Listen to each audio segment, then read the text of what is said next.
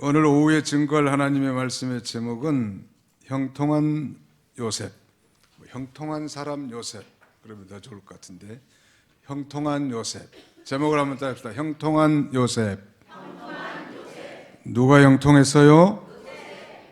요셉 하면 형통의 인물이죠. 형통. 만사형통이라는 말 많이 썼는데, 만사형통. Everything goes well. Go well 이 말은 잘 나간다 이 말이.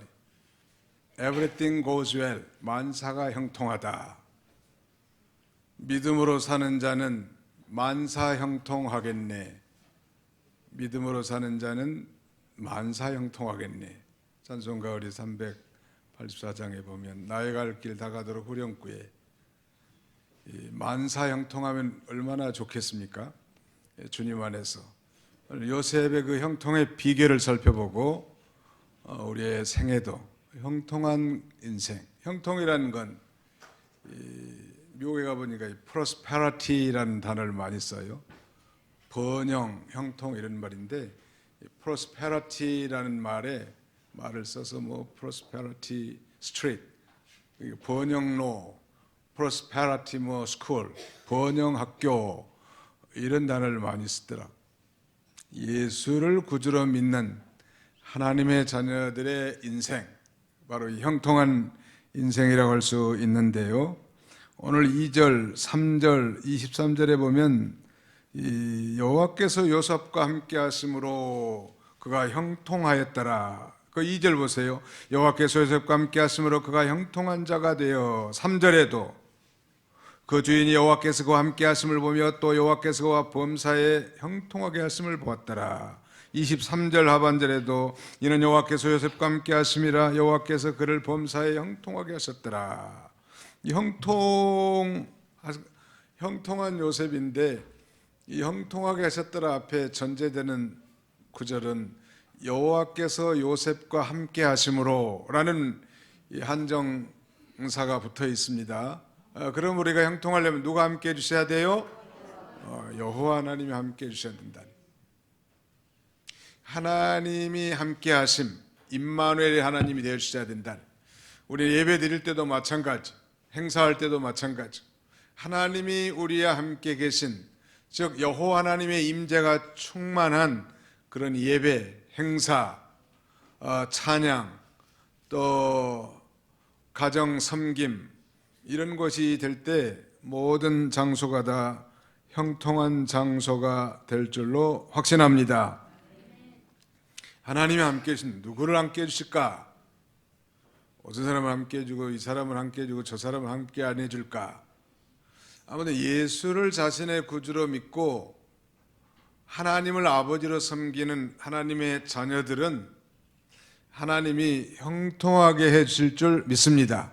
왜? 하나님이 함께 해주시니까. 예수님이 위대한 그 전도 명령, 위대한 대사명을 말씀하고도 볼지어다 내가 세상 끝날까지 너희와 항상 함께 있으리라 라고 말씀하죠. 또 여호수아에게도 여호수아 1장에서 내가 너와 함께 하겠다고 두려워하거나 놀라지 말라고. 또 이사야 선지자는 이사야 41장 10절을 보니까 두려워하지 말라 내가 너와 함께 함이니라. 놀라지 말라 나는 내 하나님이 됨이니라. 내가 너를 굳세게 하리라. 참으로 너를 도와주리라. 참으로 의로운 오른손으로 내가 너를 붙들리라. 이렇게 함께 하심, 임마누엘의 약속하심을 말씀하고 있습니다. 야곱은 그의 인생 말년 나이 130대 바로 앞에서뿐만 아니라 그의 이제 요셉의 두 아들 에브라임과 므낫세에게 축복하기 전에 하나님이 자기에게 함께 하셨음을 고백합니다. 환난 내래 내게 응답하시고 나의 가는 길에 나와 함께 하신 하나님께 이렇게 하나님께서 이 아이에게 복을 주시오며 환난 날에 내게 응답하시며 나의 가는 길에 나와 함께 하신 하나님께 제단을 쌓으려 하노라. 창세기 35장 베델 신앙을 해보가면서도 하나님이 함께 해주셨다는, 누구를 함께 해주는가? 하나님의 자녀들, 저와 여러분들 항상 하나님이 함께 해주심을 믿으시기 바랍니다.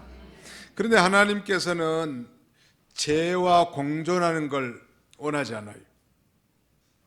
그러니까 죄를 지으면 하나님께서 법적으로 영원히 떠나지는 않지만 하나님이 함께 할 수가 없어. 하나님은 왜 함께 할 수 없는 거? 하나님은 거룩하신 분이란 말. 거룩하신 하나님과 죄 가운데 있는 사람과 동행이 어렵단 말이에요. 그러므로 죄를 여전히 지으면서도 하나님을 거역하면서도 이 세상에서 물질과 권세를 얻었다면 그건 진정한 축복이 아니고 오히려 그건 저주란 말이에요. 죄를 짓고 하나님 앞에 바로 하지 않는데 일이 잘 되는 건 위험한 사인이에요. 하나님은 내가 거룩하니 너희도 거룩할지니라 요구하십니다. 거룩한 요셉, 특별히 39장에서는 그의 그 음행 요구에 대한 단호한 시험 거절, 이것은 만고의 표상이 될 뿐만 아니라 그래서 하나님이 특별히 요셉과 함께 하셨구나, 이걸 우리가 발견할 수 있습니다. 그래서 우리의 생활 가운데 하나님과 하나님이 나와 함께 계심을 방해하는 요소가 뭔지를 찾아서 버리고 하나님만 바라보고 하나님만 의지하고 하나님만 순종하고 하나님만 의지하고 나갈 때 이 사람은 하나님이 반드시 함께 해주시니까 형통할까요? 형통할까요? 반드시 형통하게 되는 거예요. 하나님이 함께 하심으로 형통한 인생을 사시기를 축원합니다. 자, 좀 더 구체적으로 살펴보려고 합니다. 여기 지금 1절로 6절까지의 내용은 이제 요약하자면 이제 보디발의 집에서 종살이 하게 되는데 요셉이 이것은 이미 말씀드린 것처럼 아브라함과 맺은 그 언약을 이제 구체적으로 성취하기 위해서 하나님께서 그 배후에서 요셉을 섭리하시는 거예요. 아브라함의 언약이 뭐죠? 너로 말미암아 천하 만민이 복을 받을 것이니라. 그거 아니요?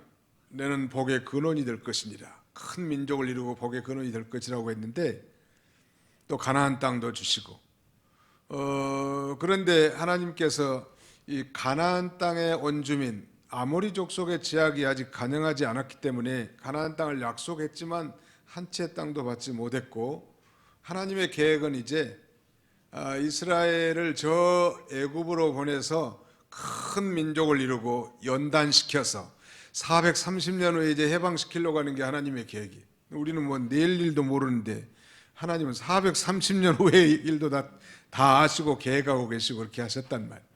일을 해서 먼저 요셉이 이제 애굽으로 팔려가야 돼. 바로 형들의 미움과 시기를 받아서 애굽에 이제 은 20냥에 이스마엘 장사꾼에게 팔려서 이 요셉 노예를 산 집이 누구냐면 애굽 왕의 친위 대장 미스터 보디발이. 한번 잡니다. 보디발.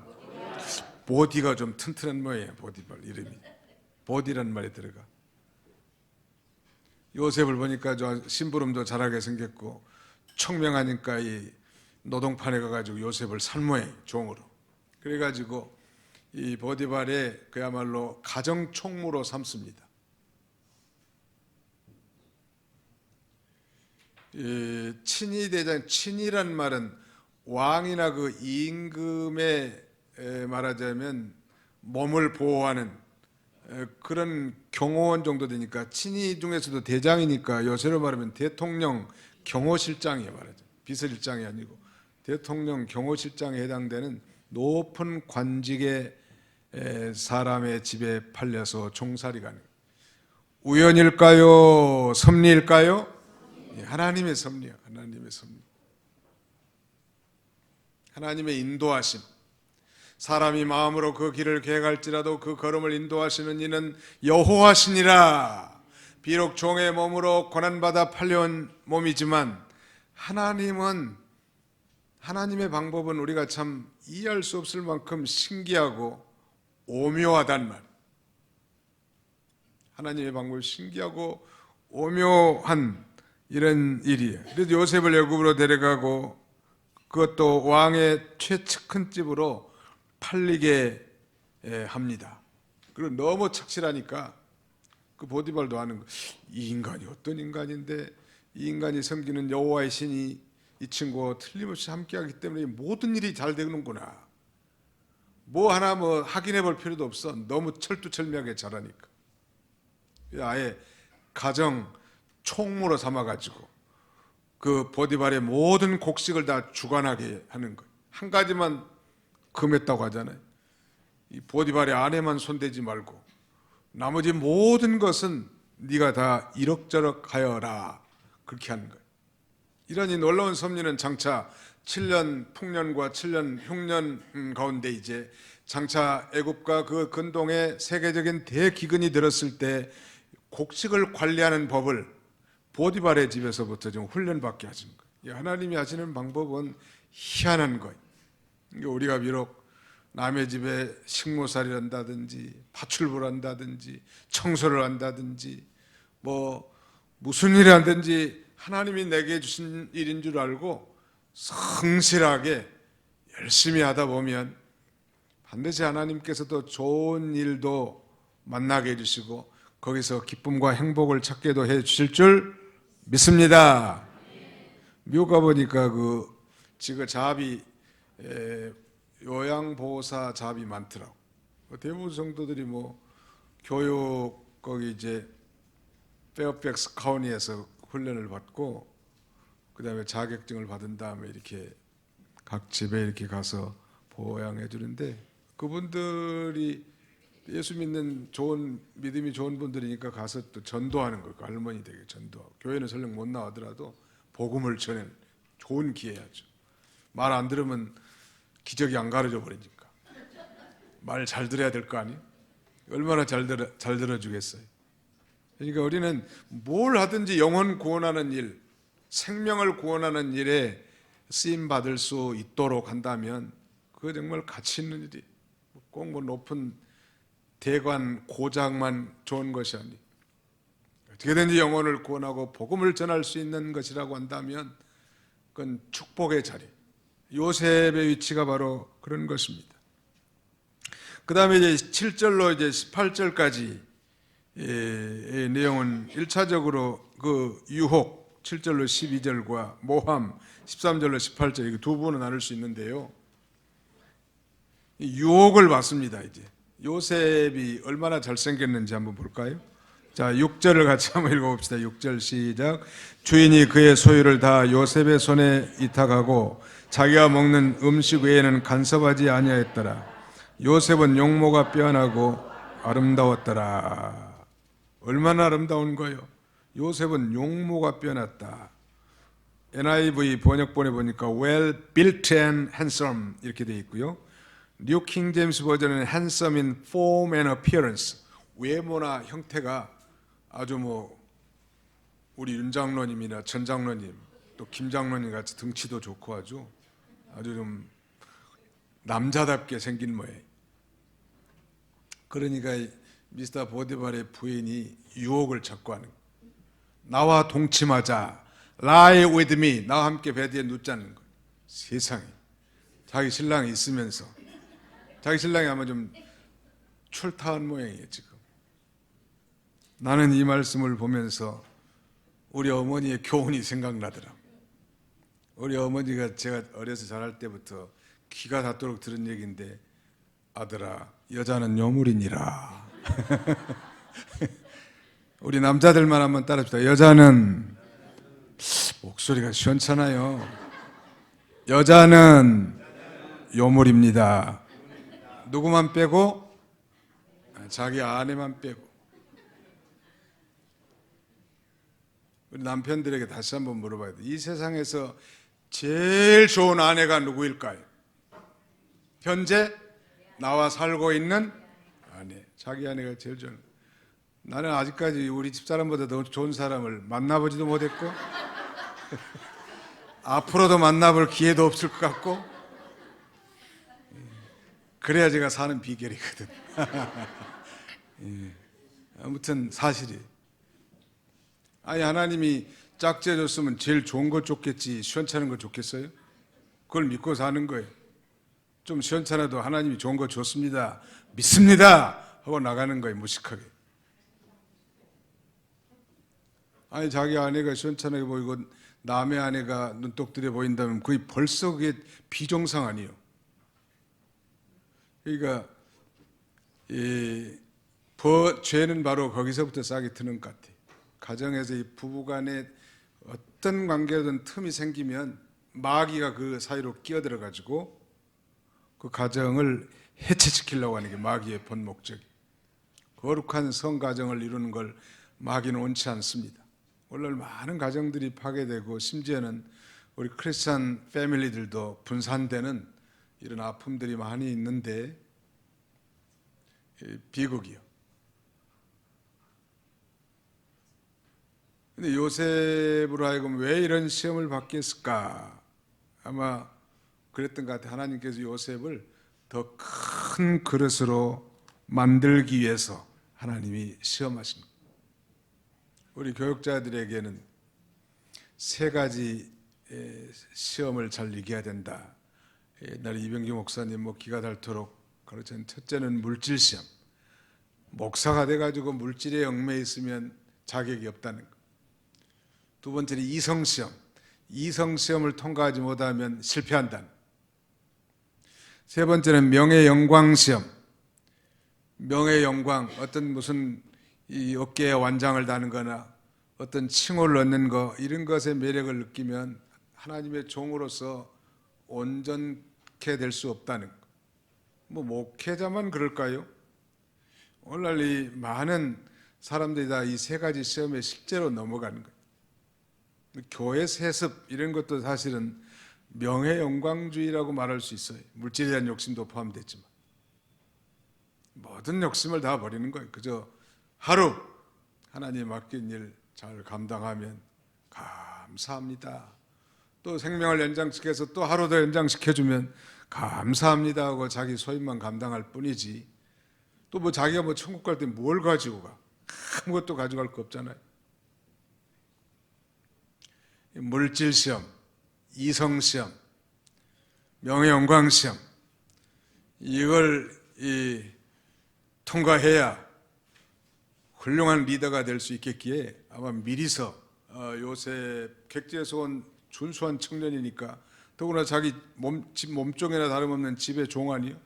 그리고 보디발의 부인이 이럭저럭 하려고 했지만 요셉은 여호와의 신앙이 있다는 말, 특별히 하나님이 나를 보고 있다는 이런 이 코람데오의 신앙이 그 속에 강력하게 자리 잡고 있었기 때문에 어떻게 내가 하나님 앞에서 이 악한 죄를 범할 수 있겠냐고 단호하게 물리치는 거. 단호하게 물리쳤는데 어떻게 물리쳤는가 봅시다. 12절 같이 한번 읽어보겠습니다. 11절부터 12절까지 시작. 그러할 때 요셉이 그의 일을 하러 그 집에 들어갔더니 그 집 사람들은 하나도 거기 없었더라. 그 여인이 그의 옷을 잡고 이르되 나와 동침하자. 그러나 요셉이 자기의 옷을 그 여인의 손에 버려두고 밖으로 나가매. 여기서 우리가 배울 중요한 교훈은 여자가 혼자 있는 집에 남자들이 들어가면 되는 거예요? 안 들어가는 거예요? 안 되는 거예요? 안 된다고.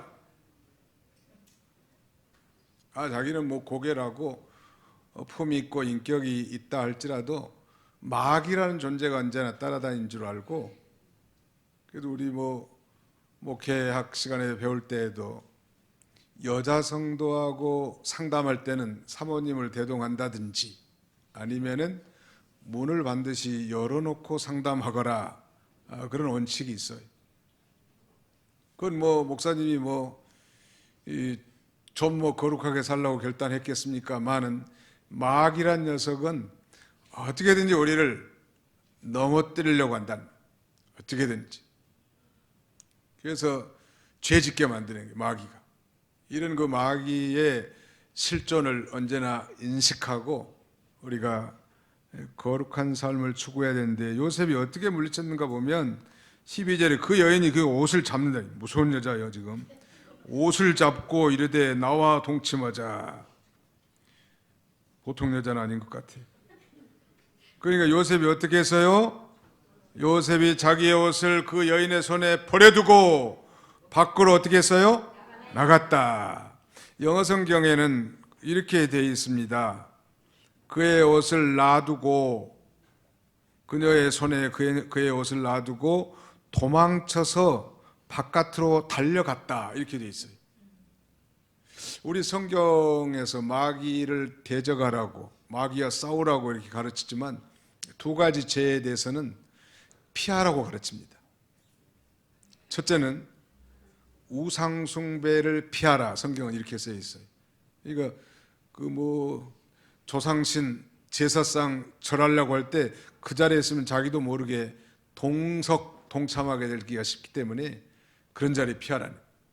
우상 섬기는데도 그가 있으면 자기도 모르게 그 분위기에 휩쓸리고 안 하면 골치 아파요.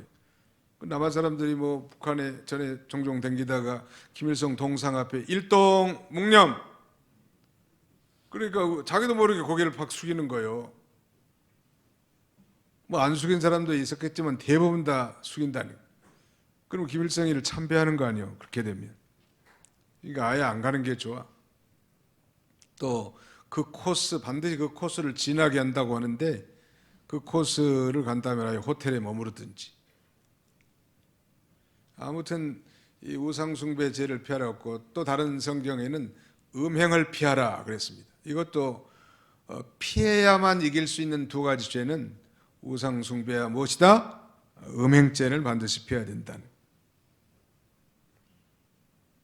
또 이제 이런 사건을 우리는 그 결과를 이미 다 알고 이제 들여다보기 때문에 그런데, 바로 이제 13절부터 18절까지는 모함하죠.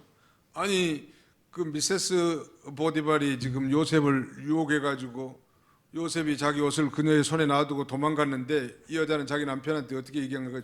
다른 종들한테라든지 남편한테 요셉이 침범해가지고 나 혼자 있는데 내 옷을 벗기고 나를 범하려고, 성폭행하려고 했다고. 세상에, 여자가 요물인 것은 분명해. 완전 지금 180도로 지금 바꿔서 말하잖아요. 지가 그래놓고 요셉이 그랬다는 거예요. 억울해요? 억울하지 않아요? 전혀 죄를 짓지 않는 거예요.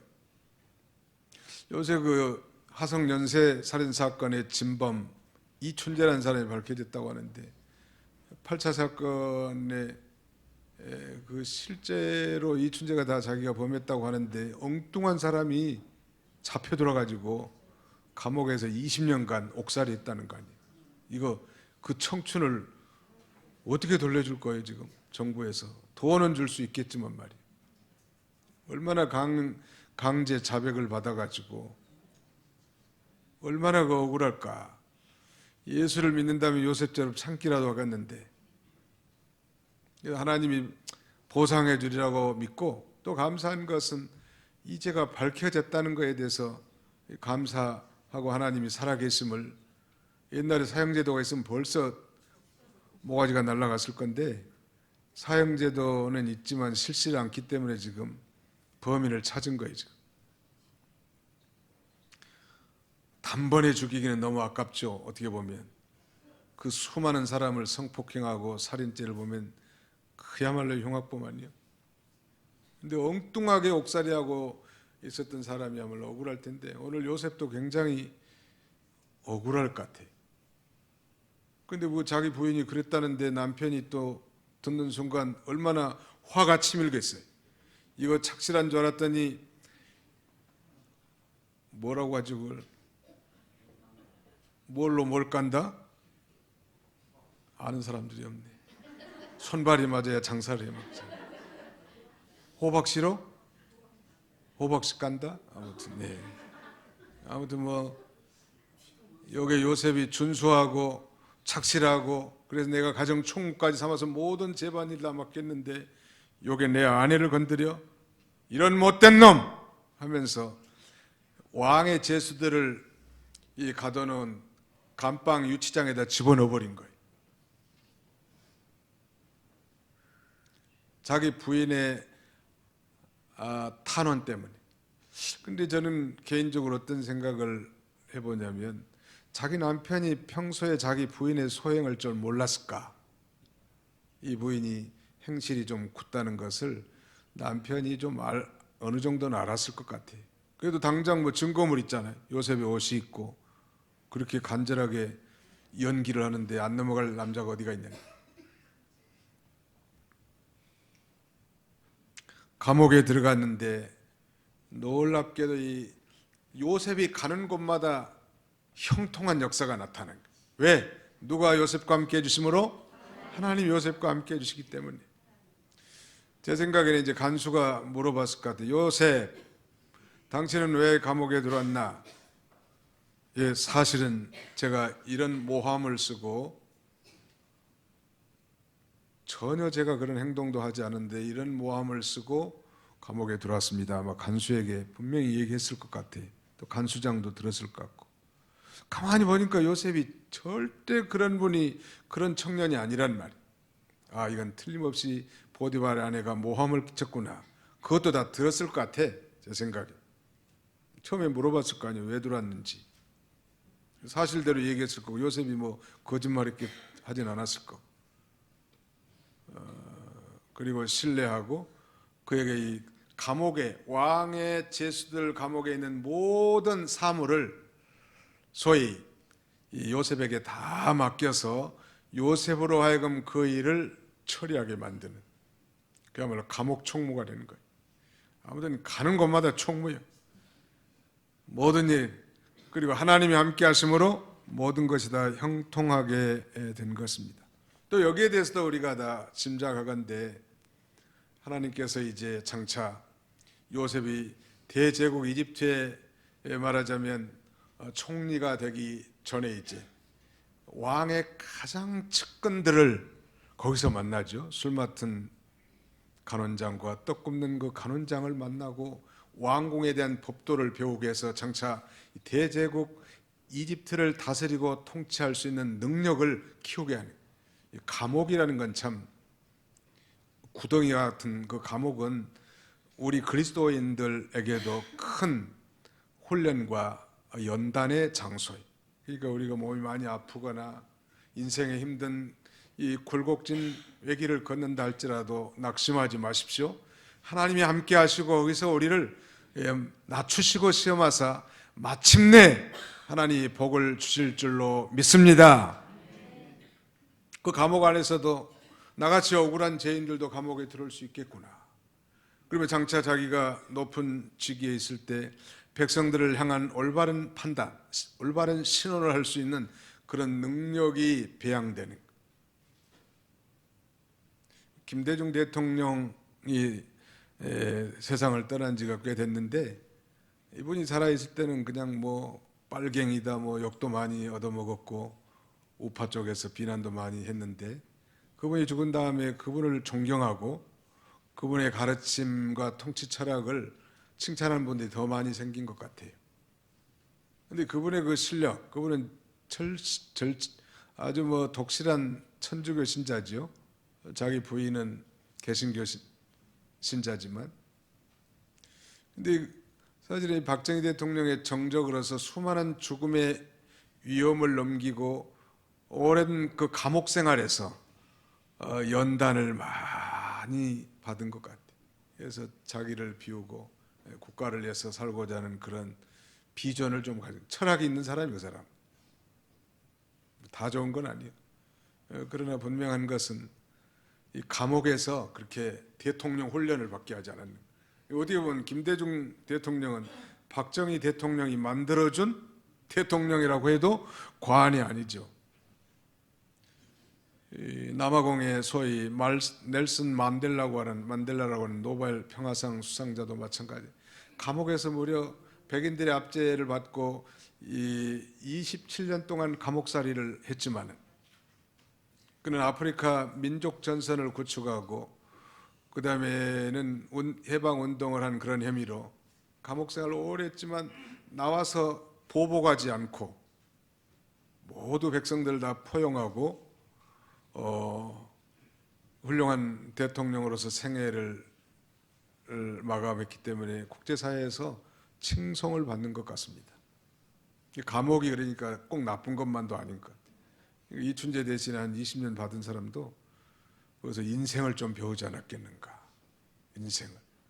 요셉도 그 왕의 감옥에서 정말 억울한 사람들 신원해 준 것도 배우고 인생을 배웠을 것 같습니다. 그러므로 우리 환경이 감옥과 같고 구덩이 같은 그런 어려운 환경이랄지라도 절대 낙심하지 말고 우리 믿는 사람은 거기에도 하나님이 함께 하심을 믿으시기 바랍니다. 바울과 실라는 감옥에 들어갔죠. 빌립보 감옥에 복음 전하다가 그러나 거기서도 하나님 앞에 찬미하고 기도했다고 했는데 놀라운 기적적인 역사가 일어났고 그들의 감옥의 투옥으로 말미암아 그 간수장과 그의 가족들이 구원받는 기적이 발생한 거예요. 그러니까 나는 왜 내 팔자가 이런가 그러면서 너무 한탄하지 마시고 하나님이 어디서 무슨 일을 시키든지 감사함으로 감당하고 거기서 하나님 앞에 영광을 돌림으로 하나님 앞에 존귀하게 쓰임을 받는 저와 여러분들이 다 되시기를 축원합니다. 기도합시다. 살아계신 아버지 감사합니다. 오늘 특별히 총동원 전도주의를 맞이해서 우리의 이웃과 친지와 친구와 동료와 가족들을 하나님께서 불러주시고 소수나마 또 금년에 이렇게 귀한 행사를 치르게 하심을 감사합니다. 한번 선포된 이 생명의 복음의 말씀이 저들의 가슴팍에 심어져서 성령으로 믿어지고 싹이 나서 열매를 맺히는 놀라운 역사가 있게 하여 주옵소서. 동일하게 우리도 동일한 간절함과 사모함으로 우리의 이 피전도자, 우리의 정말 태신자들을 키워 저들을 주님 앞으로 인도하고자 하는 거룩한 소원을 가지고 살아가는 우리 모두가 되게 해주시기를 원합니다. 형통의 사람 요셉을 통하여 하나님이 그와 함께 하심으로 그가 형통했다 했사오니 우리도 하나님이 우리와 함께 하실 만한 인생을 살아가도록 도와주시되 죄를 지으면 결코 하나님과 동행할 수 없고 하나님이 함께 할 수 없다는 사실을 인식하고 또 죄를 품고 회개치도 않는 이런 이 죄악 가운데서 취해진 모든 것들은 결코 성공이 아니라는 사실을 알고 철저하게 회개하고 거룩하신 하나님과 날마다 동행함으로 하나님의 위로와 사랑과 축복이 넘치는 삶을 살아가는 저희가 다 되게 하여 주옵소서. 예수님의 이름으로 기도하옵나이다. 아멘.